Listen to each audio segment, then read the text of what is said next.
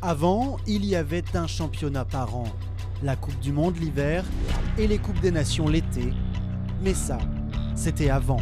Car ces concours, qui sont sous la responsabilité de la Fédération équestre internationale, ne sont plus les seuls, loin de là.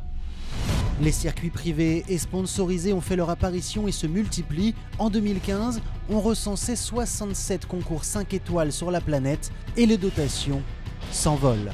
Cette évolution est-elle au service du sport? Y a-t-il des différences entre tous les circuits?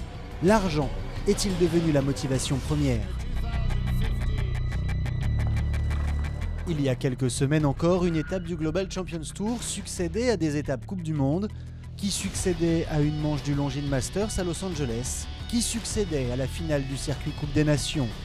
Ça va très vite pour vous? Alors on va s'arrêter un instant, car même les pros peuvent s'y perdre. Les qualificatifs pour la finale des Coupes des Nations qui sont mélangés, qui sont du même sponsor que le Global. Le Global maintenant qui est le même sponsor que le Grand Slam de Los Angeles, Hong Kong et Paris. Donc, en phase 2, Rolex qui a aussi son Grand Slam, plus certains autres concours. Donc c'est sûr que je comprends très bien que pour le grand public c'est difficile. Ce qui était très important dans le passé et qu'il est quand même toujours, c'est que chaque concours ait son identité. Parce que c'est quand même extrêmement important, quand on regarde des images à la télévision, on sait où on est. Après, on ne pourra pas empêcher la multiplicité des événements. L'identité de certains concours, on la cherche parfois encore, mais l'argent, en revanche, on l'a bien trouvé avec des dotations de plusieurs centaines de milliers d'euros en Grand Prix 5 étoiles. L'avantage que l'on a depuis 15-20 ans maintenant, c'est que l'on peut vivre de la compétition. Avant, on ne pouvait pas vivre de la compétition, il fallait la semaine donner des stages, vendre des chevaux, faire beaucoup de choses. On n'était plus des cavaliers, on était un peu des artisans. Maintenant, on peut vraiment vivre de ça. Bien sûr, il faut avoir plusieurs chevaux de Grand Prix, bien sûr, mais c'est vrai que quand on regarde les dotations aujourd'hui, il y a vraiment moyen de gagner de l'argent. Maintenant, encore une fois, il faut faire attention, il ne faut pas penser qu'à gagner de l'argent parce que sinon on grille les chevaux, quoi. Il faut bien organiser ça, sinon on en fait trop et bien sûr les chevaux ne tiennent pas la cadence. Ces circuits rapportent en effet beaucoup. Et à la fin de l'année, les cavaliers du Global Champions Tour sont classés par points, mais aussi par leurs gains. Et si Luciana Diniz rafle la mise en 2015, c'est bien Edwina Tops-Alexander qui cumule le plus de gains depuis la création du circuit. L'argent, on a justement commencé à en parler il y a 10 ans quand son mari Ian Tops créait le circuit le plus doté au monde, auquel ont déjà participé 162 cavaliers. Je pense que c'est super parce que les concours et notre sport évoluent. C'est une révolution depuis ces 5 ou 10 dernières années. Il y a un vrai business derrière tout ça et on voit maintenant tous les différents aspects de notre sport. Et des gens qui viennent de partout, du monde entier et qui sont impliqués dans les sports équestres d'une manière ou d'une autre, c'est incroyable. Depuis sa création, le circuit a grandi et en 2015, il occupait 15 week-ends au calendrier. Alors aujourd'hui, avec plusieurs 5 étoiles en même temps, impossible d'avoir tous les meilleurs au même endroit. C'est toujours dommage pour l'organisateur, c'est toujours dommage. Mais c'est comme ça, on ne va pas refaire le monde. Donc de toute façon, on ne va pas empêcher les gens de faire des concours, les organisateurs. Et puis c'est bien pour notre sport, puisque du coup notre sport est devenu quand même très médiatique, avec beaucoup de retransmissions télévisées. Donc c'est comme ça. Certaines épreuves et certains circuits sont aujourd'hui plus médiatisés qu'avant. Mais comment donner de l'importance à des victoires quand on a 2 vainqueurs de 5 étoiles le même week-end?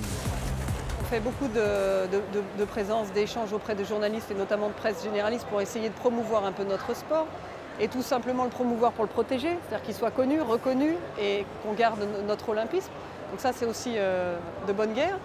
Et tous ces circuits-là desservent la lisibilité et les formats de notre sport. Donc ça c'est assez difficile. Avec des parcours qui se ressemblent et des dotations presque identiques, comment différencier aujourd'hui les circuits? Il n'y a pas un circuit qui est meilleur qu'un autre. Je pense que c'est du concours, c'est de la compétition, c'est du 5 étoiles et chacun a ses préférences. Dans le Grand Prix Global, si vous faites réellement si vous regardez dans le détail, passer le 4e, vous n'avez pas grand-chose. Vous avez 12-15 000 euros. Vous gagnez une coupe et vous êtes classé dans le Grand Prix, vous repartez avec un peu plus d'argent pour être vraiment terre à terre et parler d'argent. Et puis mes chevaux, ça correspond mieux à mes chevaux. Donc une grande piste en herbe, c'est mieux qu'une piste qui fait 75 par 50. Le Global Champions Tour est totalement différent du Rolex Grand Slam et des Longines Masters, car sur le Global, vous êtes assuré de gagner une belle somme à la fin, avec 1 million d'euros pour le vainqueur du circuit. Sur le Rolex Grand Slam, ce qu'a fait Scott Brash, c'est incroyable. C'est fantastique pour Rolex. Ça donne beaucoup d'espoir aux cavaliers, ça leur montre que c'est possible, mais je serais très surprise que ça se reproduise dans les 10 prochaines années. Scott Brash, l'homme des circuits les plus dotés, car avant sa passe de 3 sur le Rolex Grand Slam, il gagnait 2 ans de suite le Global Champions Tour avec le même cheval, Hello Sanctos.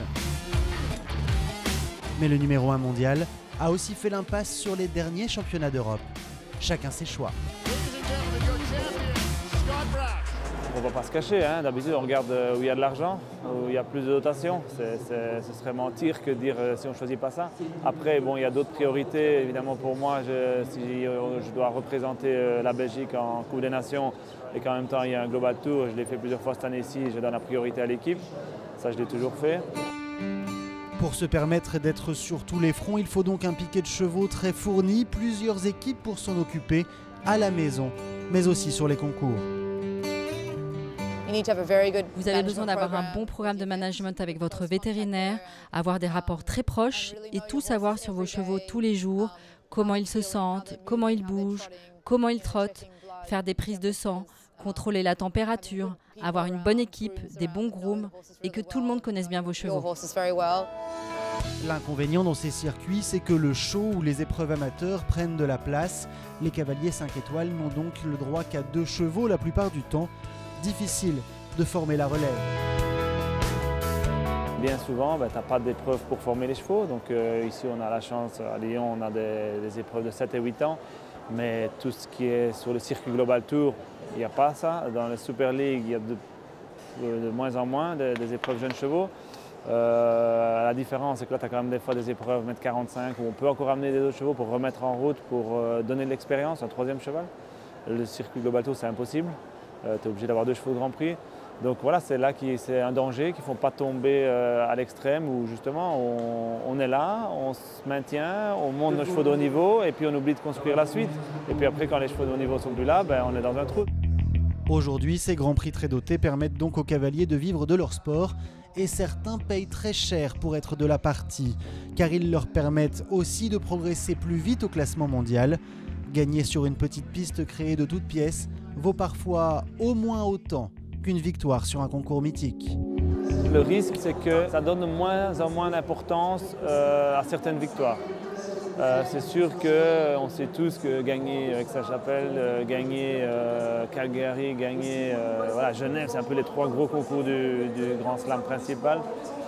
C'est quelque chose d'exceptionnel. Et je ne veux pas dire qu'aujourd'hui ça passe plus inaperçu, mais quand même. C'est difficile pour nous, chefs d'équipe, de motiver nos troupes parfois pour dire voilà, sur un événement majeur comme les Jeux Olympiques, il va absolument falloir faire des choix, et choisir c'est renoncer. Donc il faut absolument être très rigoureux par rapport à la densité de concours qu'on va demander à chaque cheval. Pour les chefs d'équipe, les Coupes des Nations restent le circuit prioritaire. Je suis un ardent défenseur des Coupes des Nations. Pour moi, c'est ce qui représente un pays. Lorsque je voudrais mes gens en Coupe des Nations, c'est sûr que je n'accepterai pas qu'ils aillent faire du 5 étoiles ailleurs en même temps. Je vais être assez intransigeant là-dessus. On va quand même protéger les chevaux pour aller au jeu et puis on ne va pas faire tous les circuits. Les Coupes des Nations, elles ont une vertu importante, c'est que l'organisateur n'a pas son mot à dire sur nos sélections.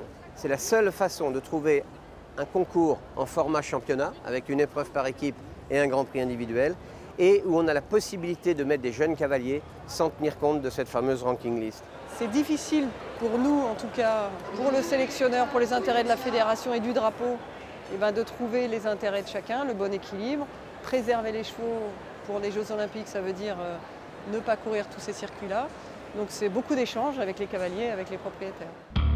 Si en Formule 1, souvent cité comme sport de référence, on ne compte qu'un seul circuit, D'autres devraient encore voir le jour pour l'élite du saut d'obstacle.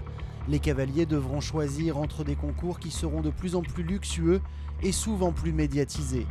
Mais l'appât du gain, c'est le risque de délaisser les circuits mythiques gérés par la Fédération équestre internationale et donc de s'écarter des valeurs de l'olympisme. La Fédération équestre internationale, avec ses moyens, se bat quand même, défend ces circuits-là, puisque le seul intérêt que cette Fédération équestre internationale existe, c'est la reconnaissance au CIO, donc ce sont les Jeux olympiques. Qu'elle définisse les règles de son sport. Elle est en charge de ça. Donc je crois qu'il y a plein de gens de bonne volonté et c'est son rôle de le faire.